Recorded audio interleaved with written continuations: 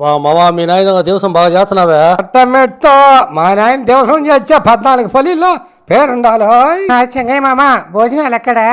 కాదిమ్మే తిందులే మరి చేపుండిమ్మే. మా అమ్మ రేవు కాడికి పోయింది, గాజులు పగలు కొట్టుకున్నాను, వచ్చిందాక ఉండలేవా? మేము వచ్చింది దగ్గర మావా రేవు కడికి పోయా. ఎట్ట నేను ఇంకా భోజనాలకు పోయా తింటా మావా ఆకలిగానే. కాదురా, మా నాయన చచ్చిపోయినా పొద్దు నువ్వు వచ్చినావు కరెక్టే, నేను చూసినా. మా నాయన గుంతలో వేసి మళ్ళీ మట్టి పోసి ఇంటికాడికి వచ్చి కాళ్ళు చేతులు కడుక్కునిందాక నువ్వు ఇంటికాడ ఉన్నావా లేకపోతే మధ్యలోనే దింకోపోయినావా? లేమావా నేను లాస్ట్ లో గుంతలో పండేసి మట్టి కూడా 3 పిరికెట్లు పోసినలే నేను. ఒరే చెంగయ్య ఏమైనా అన్నాలు పడుతున్నారు. పెడుతున్నావురే కుర్రయ్యా, నీకు లేరే ఇంటికి పోయి తినిపో, మా ఇంట్లో తినగా నువ్వు ఇవ్వద్దు. ఒరే నాయన ఈ బుద్ధి మీ నాయనది దివసం కదంటా స్వామి. కాదురా కుర్రయ్య, మా నాయన చచ్చిపోయినా పోతూ ఎవరెవరు చూసేదానికి వచ్చినారో వాళ్ళకి మాత్రమే ఈ దివసం ఆ పొద్దు అన్నం పెడుతున్నావురా, రాని వాళ్ళందరినీ వెనక్కి పంపిస్తున్నావురా. కాదురా పొద్దు నాకు మీ నాయన చచ్చిపోయిన పొద్దు నాకు ఎవరు పొద్దునే చెప్పకపోయా, సాయంత్రం తెలిసింది అప్పుడే భరేసినారంట.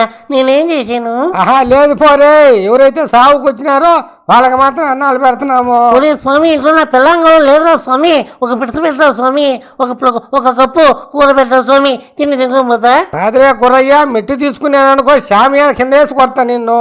మర్యాదగా చూసిన వాళ్ళకి అన్నము సొన్నోళ్ళకి లేదు అని చెప్పినా కదా, మర్యాదగా పో. చెంగయ్య మామ అబ్బా ఏం ఉండదు మామ మటన. ఒరే స్వామి సంగయ్య మీ అమ్మ చచ్చిపోయినప్పుడు వచ్చలేరా స్వామి, ఒక రోజు తింటారా ఆకలేస్తుంది. కాదురా పనికి మాలిన కొడక, మా నాయన చచ్చిపోయినప్పుడు అందరికి చెప్తేనే ఆ బుద్ధి రాకుండా తెగి తిందామని దివసాలకు వచ్చారు. ఏమిటికిరా మీరా? చెంగయ్య మామ మటను బిర్యానీ చాలా బాగుంది. కాదు మే శ్యామలా, కాదు మా నాయన చచ్చిపోయినప్పుడు నువ్వు వచ్చినావు, నువ్వు తింటున్నావు, మళ్ళీ నీ కొడుకుని ఏమిటికి మే పిలుచుకొని వచ్చిందా? వాడు ఏమన్నా వచ్చాడా మా నాయన సావుక? కాదు మామ, ఇప్పుడు శవాల కాడికి పిల్లకాయలు నడుకొని వస్తారా, భయపడతాడని ఇంటికాడ పెట్టి వచ్చిన. కాదేమో ఇప్పుడేమో నాకైతే నాకు తోడుకొని వచ్చినాము అని నువ్వా? కాదు దిగి తినేది ఎప్పుడు అందరూ వచ్చారు. ఏమిటికి మీరు? తాత నాకు భయం తాత. కాదురా చేతిలో ఊత ఖర్చు పెట్టున్నదో ఆమైంది తెగినాను అనుకో, నడువులకి వేసి అన్నం తినే టేబుల్ కింద దూరుకుంటావు అట్నే. చెంగమామ చేపలు చేపించినామంటే ఒక కప్పు తీసుకురమ్మని నాకు. కాదురా, ఒక కప్పు తెచ్చినోడికి తిన్నోడికి మెట్టి తీసుకుని ఇసరాకలు వేసుకొడతట్టే పనికి మళ్ళా కొడక. కాదురా, పలకలు కొట్టక ముందు పాడి కట్టక ముందు వచ్చిన చుట్టాలకు మాత్రమేరా చేపలు గుడ్లు కోడికూర పొట్టేల కూర. కాదురా నువ్వెప్పుడు వచ్చినావురా? తీరా పాడి కట్టి పైకి ఎత్తేటప్పుడు వచ్చినావురా, అందుకనే నీకు మటన్ బిర్యానీ ఒకటే. అవన్నీ పెట్టినావు అనుకో, మెట్టి తీసుకొని పెట్టిన వాళ్ళు తిని నిన్ను కొడతా, ఇద్దరిని కొడతా మెడతావు. ఒరే స్వామి చెంగయ్య ఒక రోజు పెట్టా స్వామి, నూరంతా ఉలుగులు అంటుంది. కాదురా, సావుకు రాని వాళ్ళకు కూడి పెట్టేది లేదురా స్వామి.